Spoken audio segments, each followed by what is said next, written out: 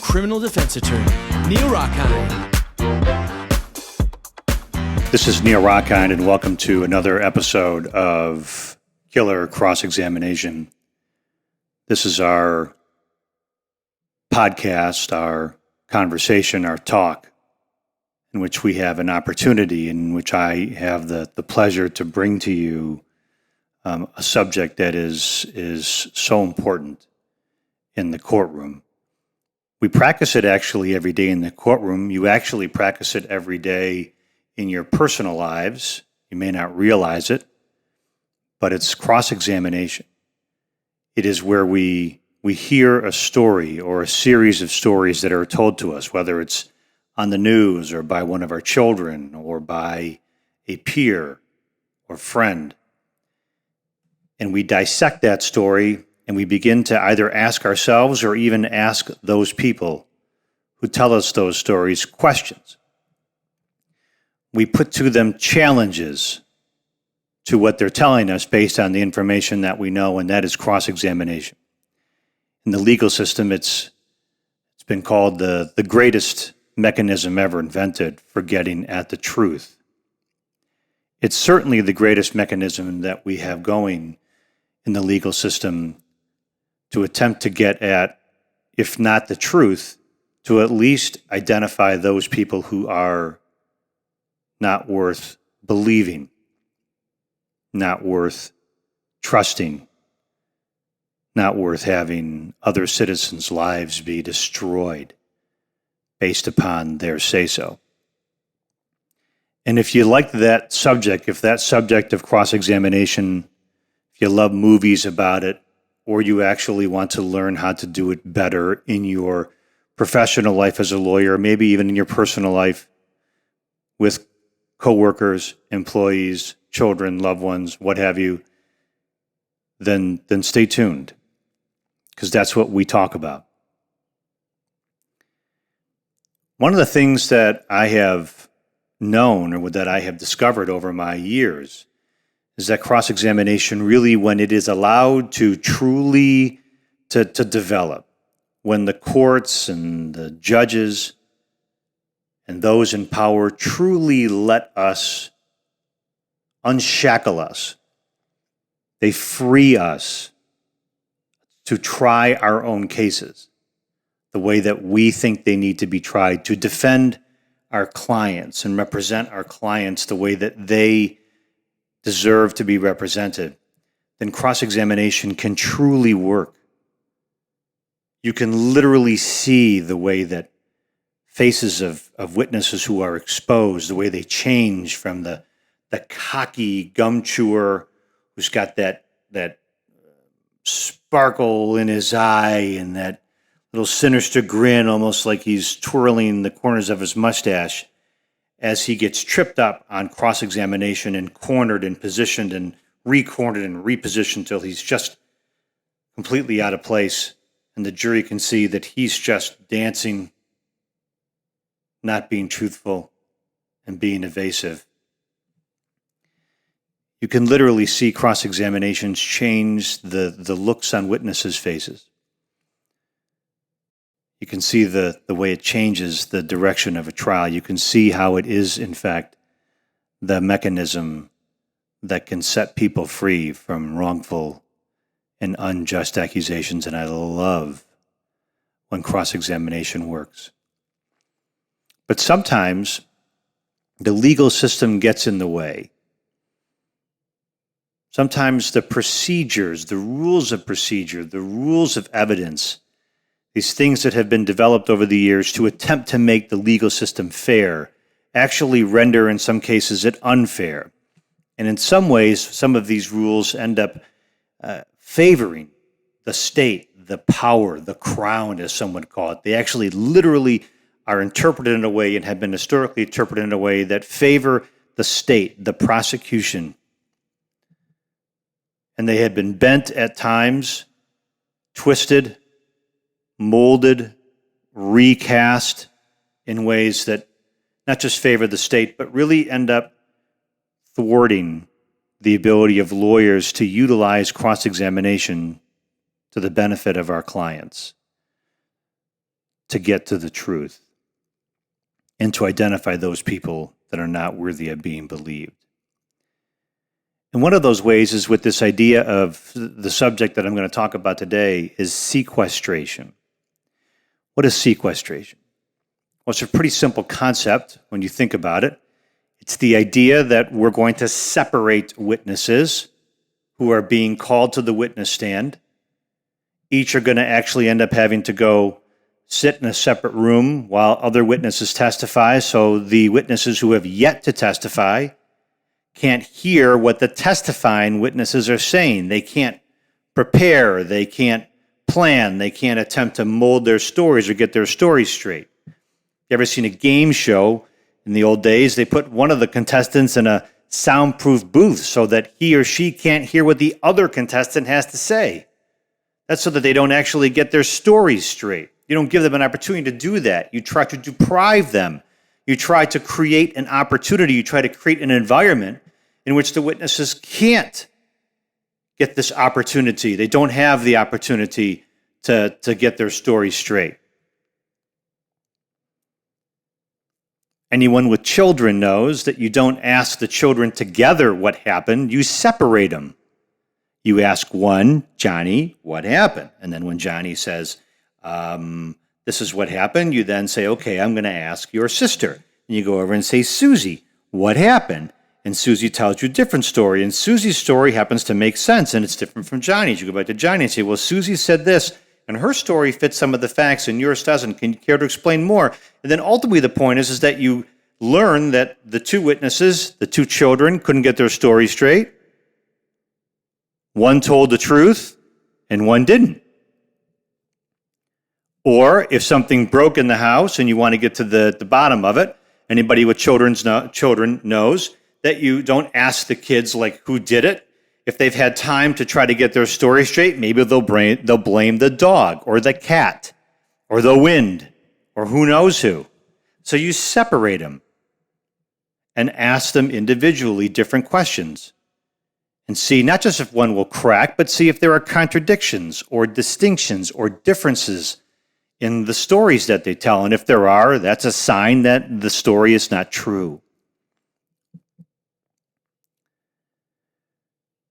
There's actually in the book of Daniel, there's an old story about Susanna, a woman who was accused by two elders in the village of, goes back to the biblical times, but who was accused by these two elders who tried to get with her. And when she refused, they actually went to the town and they told that they had caught her in sexual relations with the young man.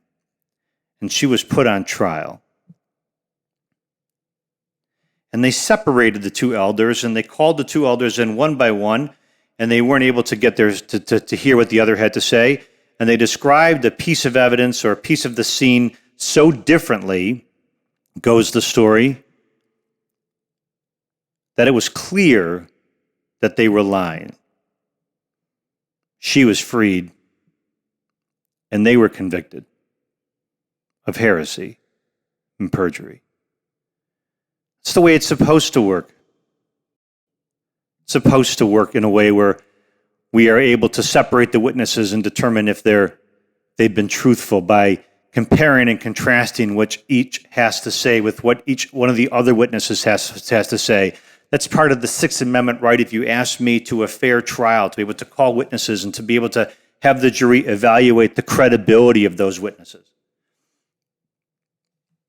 In the courtroom, however, it's not quite working out that way. Yes, some witnesses are sequestered. When the trial begins, I want you to see that the judge calls the case and the lawyers stand up and the prosecutor introduces him or herself, and I stand up and introduce myself and my client. And then we make a motion, say, Judge, we move for the sequestration of witnesses, and the judge says, okay, of course we're going to sequester witnesses. And then here comes this great, awful, I say great, I don't mean it great, I mean like this awful, horrible loophole. And that is that the prosecution says, well, Your Honor, I agree to the sequestration of all of my witnesses, except for my officer in charge. except for my detective who put this case together. You see, one of the rules says that the officer can be designated as a party representative by its attorney. In other words, they can literally say that the prosecutor, that this officer in charge is the state's representative, or a person whose presence is shown by the party to be essential to the presentation of the party's cause. And of course the officer sitting there isn't essential. Of course the prosecutor doesn't need this detective there to try the case. But he or she gets another set of eyes and ears.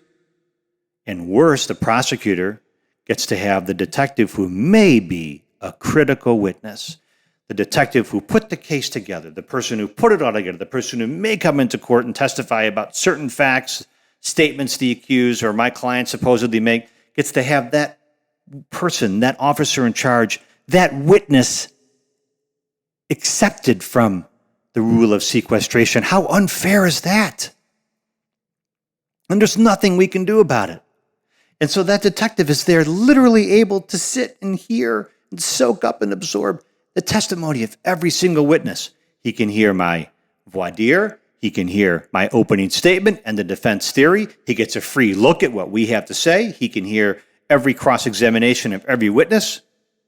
He can try to tie some of the pieces together, and if he takes a stand, try to clean some of it up. It is literally an abuse, in my view, of this rule, and it's unjust. They don't need him sitting there. They want him sitting there. Does it make any sense at all that we're going to exclude all the witnesses except for the detective? Do you know how many juries I have afterwards, or jurors who've asked me later and say, why was he sitting there?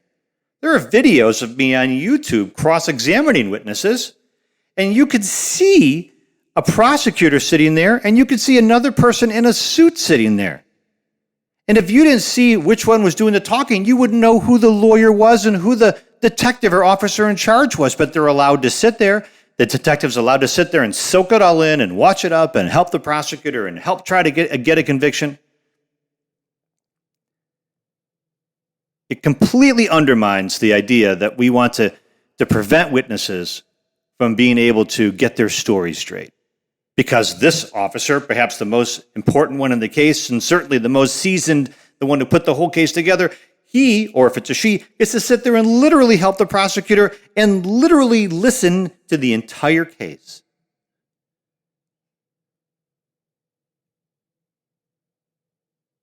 So the idea that historically we've separated witnesses to prevent them from being able to get their story straight is undermined by the misuse of this rule.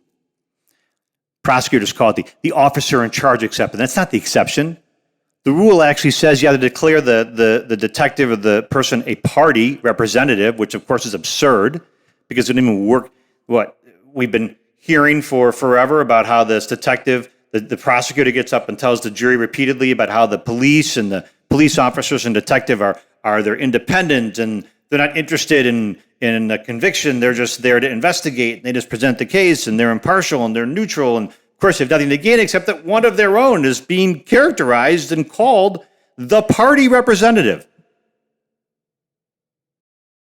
It's being called like the person who was associated with the party. You know, in sports, if you have to pick someone to go to flip the coin or to take part in the draft, that is your representative. Not a neutral person. That person is hoping that his team wins. He is on the team.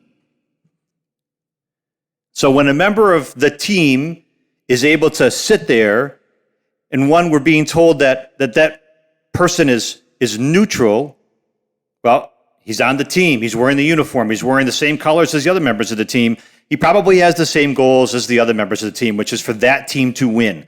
That's unfair. And it's hypocritical to tell us that this person who's designated as a party, who's sitting with the prosecutor and helping them the entire time, is somehow neutral. But they do. And the second is that it's unjust. We know from our everyday experiences that witnesses should be sequestered. They should be separated. I told you that story, that biblical story, because I want you to know that this is a story that we've known, a truism, a truth that we've known since we began telling stories and we began holding people to be held accountable for their actions.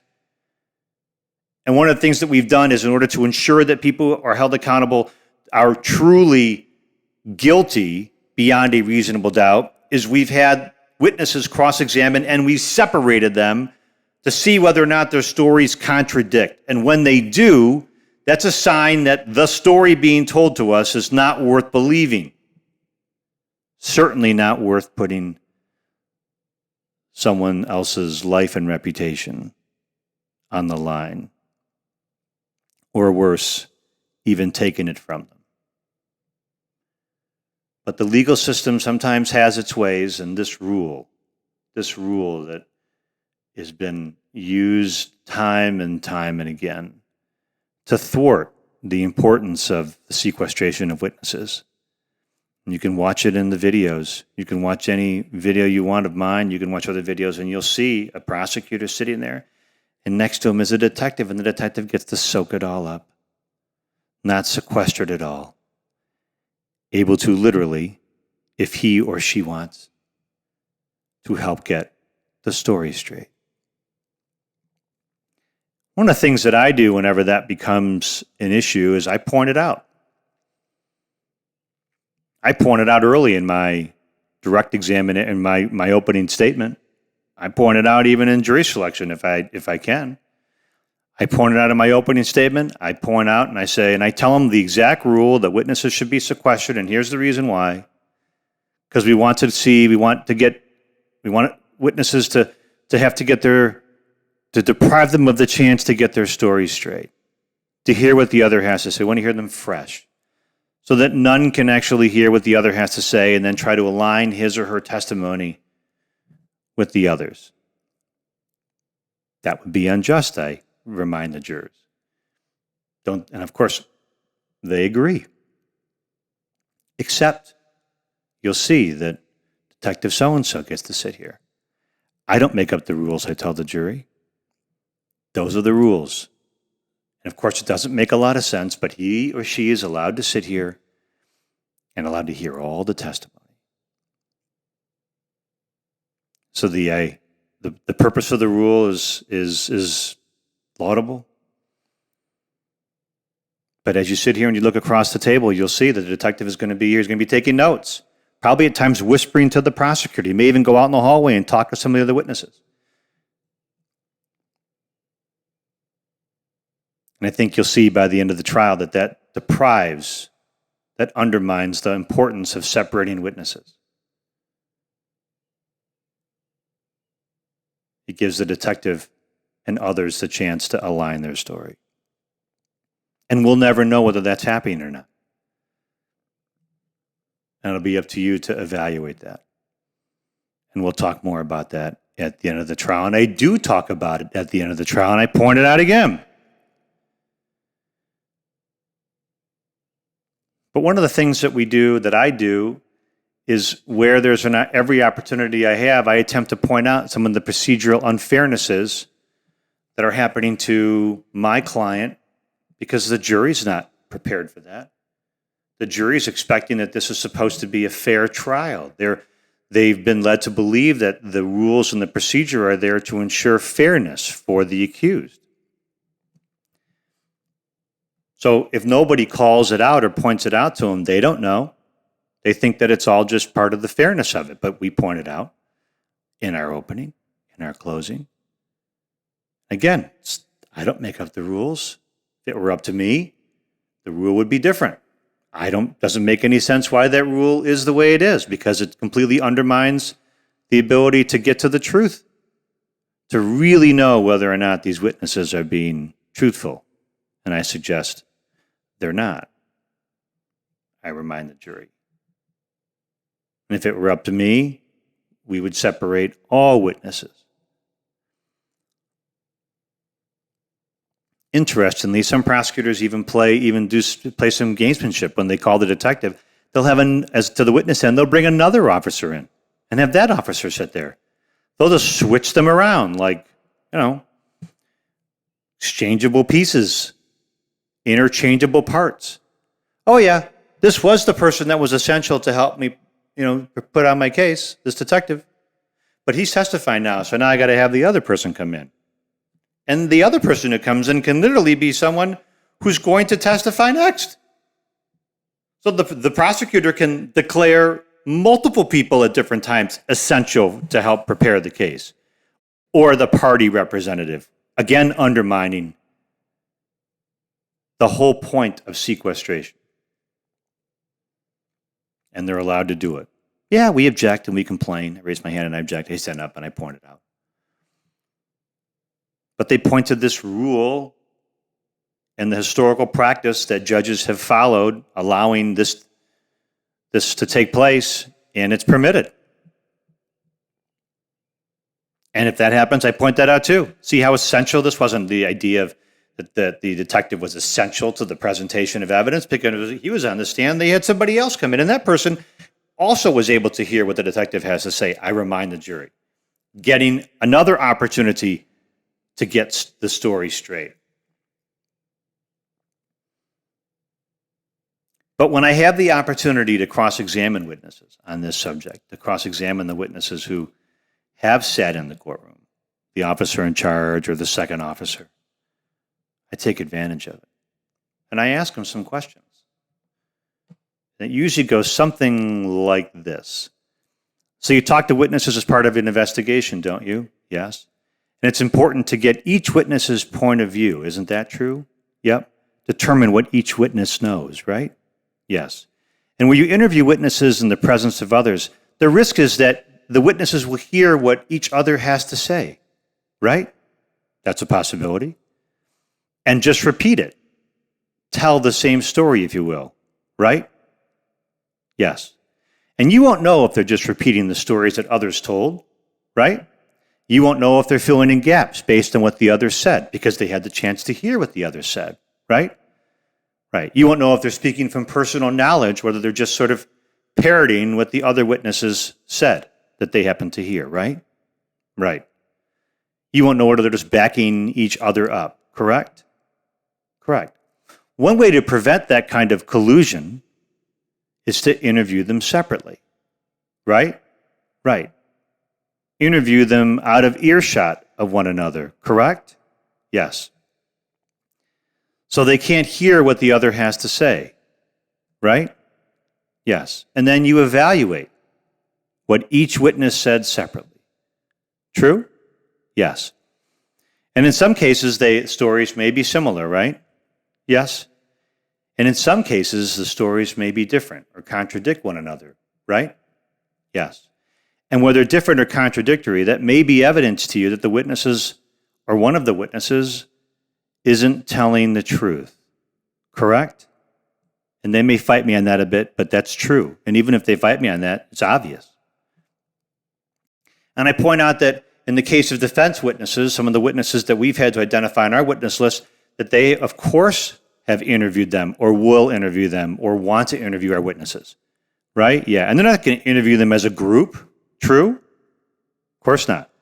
You're going to interview our defense witnesses separately, right? Right.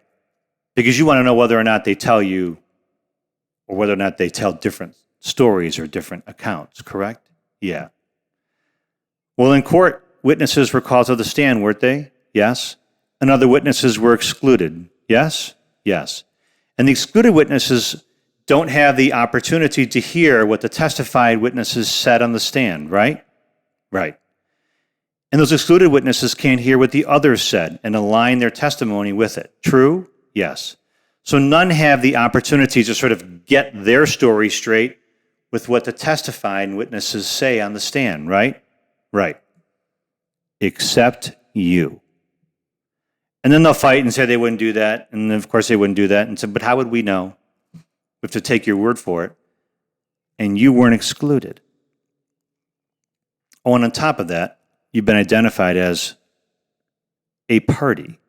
And you've sat here throughout the trial, writing notes to the prosecutor. Isn't that true? Helping the prosecutor. Isn't that true? Whispering into his or her ear, right? Yes. The way you would if you were a partner, right? Right. The way you would if you were trying to help one team win and help another lose, right? And the point gets made. Maybe you'll do it differently, but the point is made. That the purpose of sequestration, of separating witnesses, the purpose of having these witnesses not be able to hear one another and get their story straight is undermined because there's been this gross misuse of this rule, in my opinion. Again, somewhere along the way, I pointed this out last week, I'm going to point it out again, but somewhere along the way, the legal system has taken some odd turns. At times, it almost seems like some of the rules have been interpreted in ways to make getting convictions easier, as odd as it sounds. I know the burden of proof is beyond a reasonable doubt, and the state has to bear the burden, but we can do even better than that. We can permit lawyers like me and other lawyers out there defending people. We can permit us to utilize the greatest mechanism that we know to get at the truth, which is cross-examination, and we can interpret the rules and create the rules and write the rules in ways that don't throw up barriers in our way. In ways that don't tie my shoelaces together at the start of the race.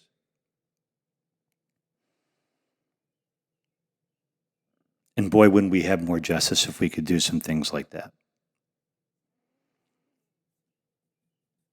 The cross-examination is one of the things that I truly appreciate. It's a craft, it's an art, it's a skill. And I think that it has the ability to set people free. Sometimes the system just has to get out of the way.